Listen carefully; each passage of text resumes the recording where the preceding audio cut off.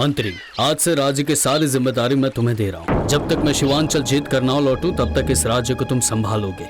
जो आज्ञा महाराज।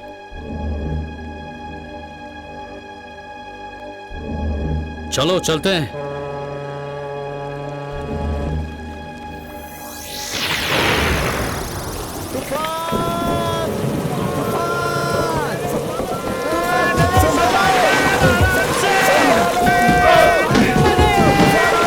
संभल कर चलाओ माजी।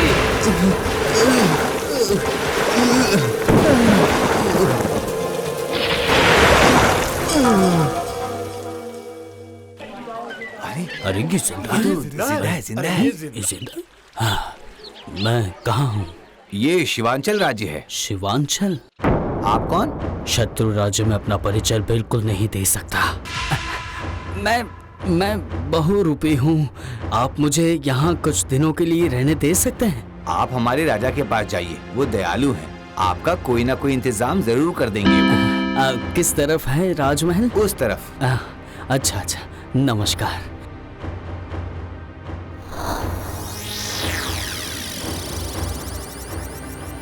प्रणाम महाराज। आप कौन? जी मैं वो बहुरूपी रतन सिंह हूँ। ओहो, बहुरूपी हो, इसीलिए राज पोशाक पहना है। कहिए, मैं आपकी क्या मदद कर सकता हूँ? कृपया करके आप मुझे कोई काम दे दे तो मेरा भला हो जाएगा। सच कह रहा हूँ, मैं सब काम कर लूँगा। अच्छा ठीक है, मेरे बगीचे में एक माली की जरूरत है, अगर आप कर सकें तो। हाँ, जरूर कर पाऊंगा, जरूर।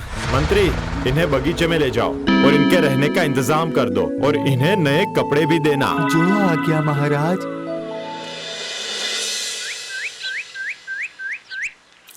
कैसे भी करके मुझे चुपचाप यहाँ रहना होगा। उसके बाद क्या करना है वो मुझे बराबर पता है।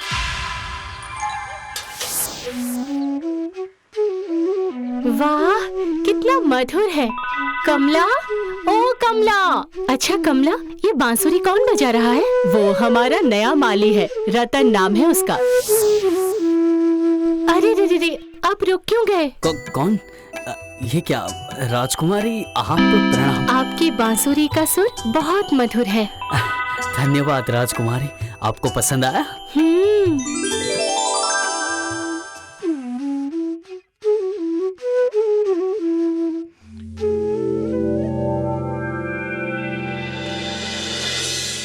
देखो तो जरा, तुम्हारी जेब देखो, दिखाओ। अब मेरी बेटी कैसी है? जेब महाराज अच्छी है। कुछ दिनों में ही राजकुमारी की तबीयत काफी अच्छी हो गई है।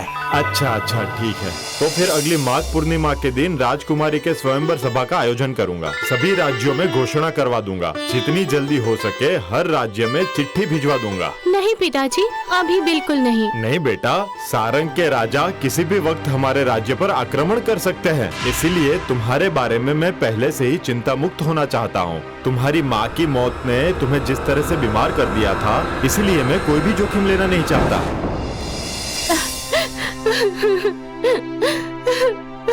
ये क्या, तुम रो क्यों रही हो सुमित्रा? पिताजी मेरे लिए स्वयंवर सभा का आयोजन कर रहे हैं, लेकिन मैं तो तुम्हारे सिवाय किसी से शादी नहीं करूंगी। महाराज एक माली के साथ उनकी बेटी की शादी कभी नहीं करवाएंगे। पिताजी को मैंने अब तक नहीं कहा है, लेकिन कुछ भी करके कहना तो पड़ेगा ही। पिताजी ही कहते हैं, उपाधि या पदवी नहीं, पहले इंसान को परखना चाहिए।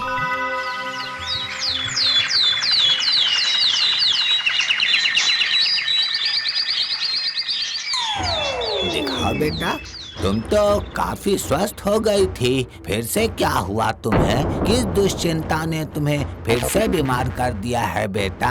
पिताजी, आप स्वयंवर सभा का आयोजन मत कीजिए। क्यों बेटा? कृपया मत कीजिए।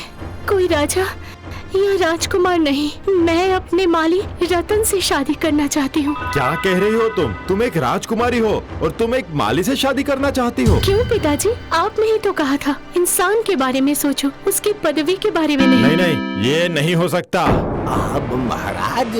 अच्छा, पहले तुम ठीक तो हो जाओ। महाराज, इस पर राजकुमारी को स्वस्थ करने के लिए सर्पगंधा का पत्ता चाहिए।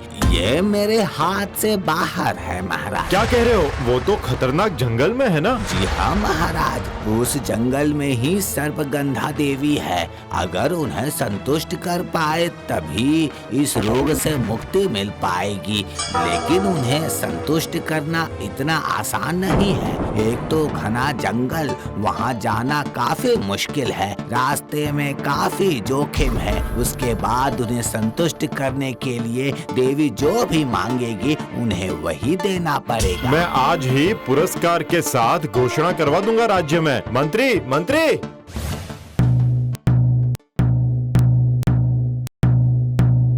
सुनिए सुनिए सुनिए, घने जंगल में जाकर सर्पगंधा देवी को संतुष्ट करके राजकुमारी के लिए औषधि लानी होगी। जो भी लाएगा महाराज उसको बहुत अच्छा इनाम देंगे। सुनो सुनो सुनो।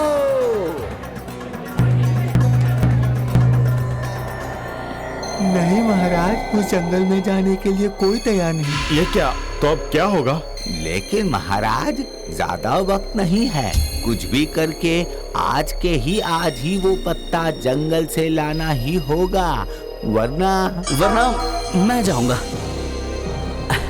महाराज माफ कीजिएगा, मैं जाना चाहता हूँ। तुम जाओगे? जी महाराज। तुम्हें पता है ना वो जगह कितनी खतरनाक है? पता है महाराज, फिर भी अपने प्यार के लिए मैं वहाँ जाऊंगा। मुझे सिर्फ एक तलवार दीजिए। तलवार चलाना बांसुरी बजाने जितना आसान काम नहीं है। मैं चला लूंगा महाराज। ठीक है मंत्री, अस्त्रागार से इसे एक तलवार ला कर दे दो। हाँ ठीक है, बस इतना याद रखना कि वो देवी एक गुफा में रहती है और उनका वाहन है गिद्ध।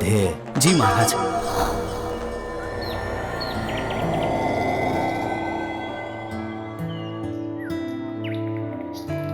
हाय हाय, जिस राज्य में युद्ध के जीतने की उम्मीद में निकला था, आज इस राज्य के राजकुमारी के लिए मैंने खतरा भी मोल लिया। प्यार में इतनी ताकत होती है, ये आज पता चला मुझे। नहीं नहीं, कुछ भी हो सकता है लेकिन चोट नहीं पहुंचाऊंगा। काफी सावधानी से आगे बढ़ना होगा, भावनाओं में बहकर ये काम नहीं चलेगा। अगर मेरा शरीर राज पोशाक में नहीं ढला होता तो फिर मैं नहीं काट पाता ये।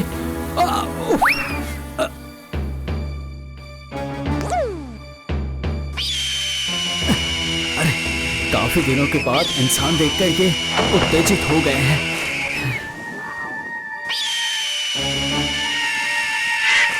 यही उस देवी के वाहन है, मौका देखकर मुझे मार देंगे। नहीं नहीं नहीं नहीं, कुछ भी करके मुझे सर्पगंधा देवी के पास पहुंचाना ही होगा।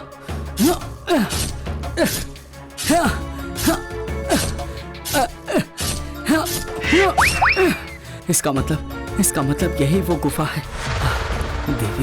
देवी प्रकट होइए, देवी प्रकट होइए, देवी प्रकट होइए।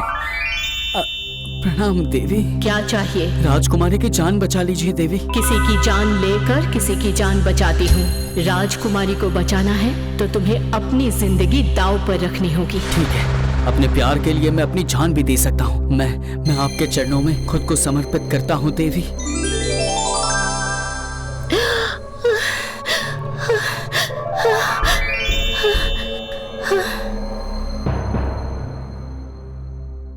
देवी सर्पगंधा, प्रणाम देवी। सिर्फ मुझे नहीं, उसे भी प्रणाम कीजिए जिसने तुम्हारे प्यार की वजह से अपनी जिंदगी दांव पर रखकर तुम्हारी जिंदगी बचाई है। ये क्या रतन? नहीं नहीं नहीं नहीं नहीं, ये जिंदगी मुझे नहीं चाहिए देवी। आप इसे वापस ले लीजिए। रतन को बचा लीजिए, आप रक्षा कीजिए देवी, रक्षा कीजिए। देवी वो तो मेरा प्यार है। मेरा प्यार न रहा तो मैं वैसे ही मर जाऊंगी। उस जिंदगी से तो मेरा मर जाना ही अच्छा है देवी। जो जिंदगी मैं लौटा देती हूँ वो मैं दोबारा नहीं ले सकती। ठीक है, मृत्यु को अपनाकर मैं ही उसके पास चली जाती हूँ। रुको, तुम दोनों का प्यार देखकर मैं मुग्ध हो गई। तथास्तु, राजकुमार की जिंदगी मैंने वापस कर दी।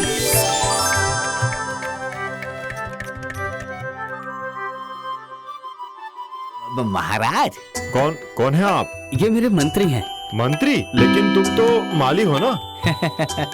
नहीं महाराज, ये हमारे सारंग के राजा हैं, महाराज नीलाद्री। नीलाद्री? जी, मुझे माफ कर दीजिए पिताजी। मैं आपके राज्य को लूटने आ रहा था, लेकिन जहाज रास्ते में डूब गया और मैं आपके राज्य में आ गया, इसलिए मुझे अपना भेष बदलना पड़ा था। लेकिन यहाँ आकर राजकुमारी सुमित्रा ने मुझे सिखाया कि प्यार में जो मिलता है वो युद्ध में कभी नहीं मिलता। मुझे माफ कर दीजिए पिताजी। अरे अरे अरे अरे, ये तुम क्या कह रहे हो राजा नीलाद्री? ये तो बहुत खुशी की बात है। तो फिर आज से ये दोनों राज्य संबंध के बंधन में बंध गया है।